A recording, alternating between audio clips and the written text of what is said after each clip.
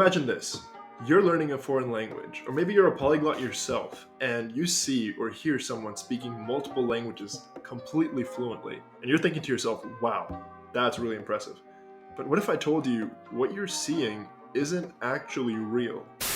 What's up everyone, my name's Zain and I'm an American polyglot that's been learning languages for the past 10 years and I currently speak 6 languages fluently. You can find videos of me speaking these languages elsewhere on the channel, and now I make videos on YouTube about learning languages, hoping to inspire some of you to, well, do the same as me, learn another language. And today, as you've probably read in the title of this video, we are talking about the dirty truth about being a polyglot. I'm sure most of you have seen those videos all over YouTube where people go up to random strangers, ask them what language they speak, and then they either guess it or they speak to them in that language. Or maybe you've seen videos on YouTube where people are speaking 20 or 30 different languages, and honestly that's mind-blowing.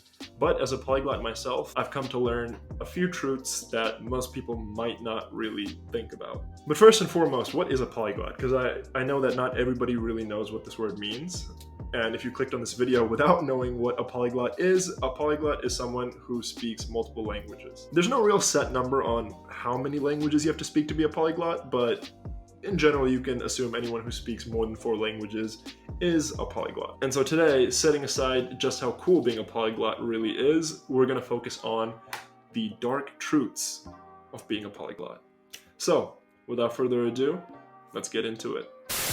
So, the first dirty truth is that we're not actually as fluent as most people think. Just because somebody says they can speak 8 languages or 9 languages doesn't really mean that they would be able to survive a deep conversation in all 8 or 9 of those languages. Most polyglots aren't really fluent in the native or textbook sense, and they don't usually pass as native speakers in all but a few of the languages that they claim to speak. Some are maybe conversational, and some are maybe just good at reading and listening and can't really speak themselves. But in any case, this is a hotly debated topic in the polyglot community: what constitutes as fluency and when should you be able to claim that you speak a language.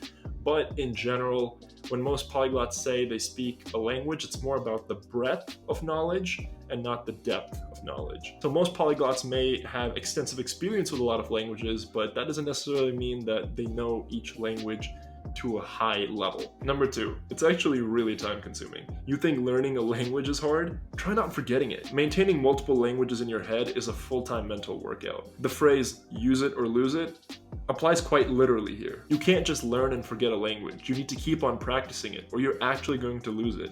And I've experienced this so many times where I found myself frustrated that I can't speak, for example, French or Italian as well as I remember myself being able to once upon a time, just because it's been so long since I've used them. Let me tell you, polyglot burnout is real. Number 3, being a polyglot isn't always just because we're naturally talented at language learning, or maybe some of us are, but most of the time it's because it's motivated by insecurity or obsession. Sometimes we're not just learning a language, we're chasing validation. Some polyglots choose to learn languages to feel smarter, some do it because they're insecure, some do it for attention, some do it to fill a void or feel more worldly. It can be very hard to be a polyglot and not have your ego or your identity tied to it. I know in my case, I feel really hurt when I feel like one of the languages that I claim to speak has been dismissed or has been judged as not being as good as I think it is. And most people in my life know me as the language guy, and I don't see myself really being me without being a polyglot. Number 4, you're always losing one language to make room for another. I feel like for every language I pick up or I start to learn, one is quietly slipping away. And this goes hand in hand with what I said earlier. We're not machines. I mean, if you don't use it, you lose it. And if you're so focused on learning a new language, chances are you're kind of forgetting the rest. Polyglot brains aren't machines. We're not supercomputers. We're people. And just like you forget something you haven't done in a while, well, that happens to us with our languages too. Number 5, people have unrealistic expectations for you. When you become known as the language guy, people judge you so much harder. They might compliment you, for example, for knowing French, but then they'll criticize you for misgendering a table when you're speaking French.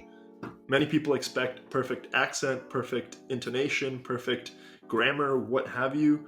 It's just the reality of being the language person. When you're the language person, well, you better speak those languages well. Number 6, when you're a polyglot, most of the languages you speak don't really have any real world use. Unless you're working at the UN, unless you're a diplomat, or unless you're traveling constantly, and I mean constantly, you're not really using those languages that often. I might be able to ask for a beer in 6 or 7 languages, but I still have to go to work where I do nothing related to languages, and I still go grocery shopping and do all my day-to-day activities without really using any of my languages. If anything, it's just a cool party trick or a way to break the ice. For most polyglots, it's just a hobby, not something that's practical. Number 7, it can become a really toxic competition.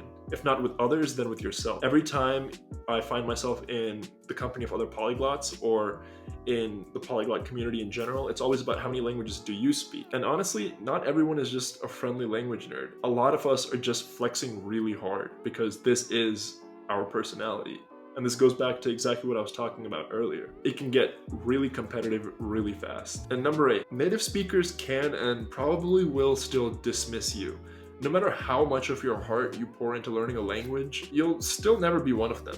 They'll still see you as that foreigner because for some reason or another, your accent is off, or you didn't use the right word in that sentence. And quite frankly, for a lot of people, being able to speak their language doesn't make you one of them. And so despite all the work, there's just a feeling of not really being accepted. Now, this isn't always the case, but it sucks when it is. Number 9, language learning can be really, really lonely. Ironically, the more languages you learn, the fewer people you tend to connect with. Either a lot of people don't understand why you're so obsessive about learning languages, or just the amount of time you spend with language learning resources results in you not really making time for social connection.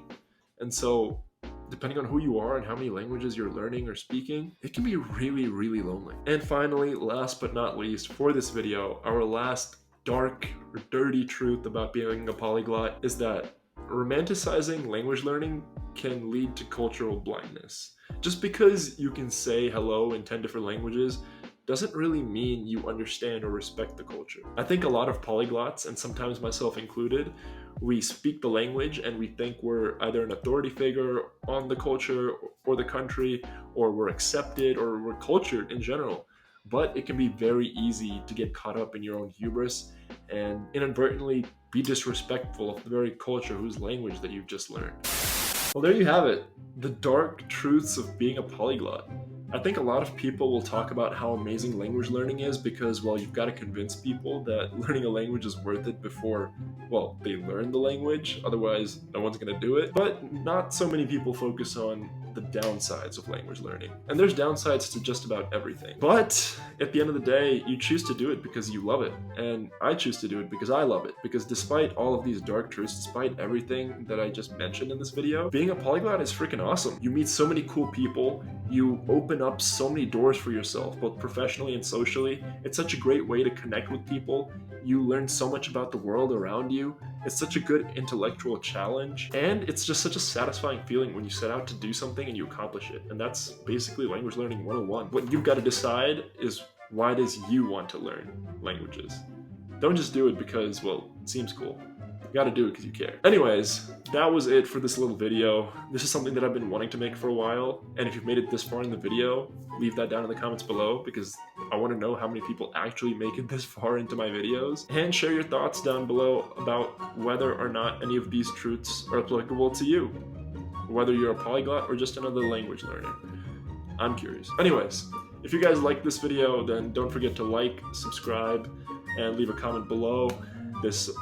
All of that shows the YouTube algorithm that you guys love me, and it helps me continue to make this content for you guys. And as always, keep learning those languages, and I'll see you in the next video.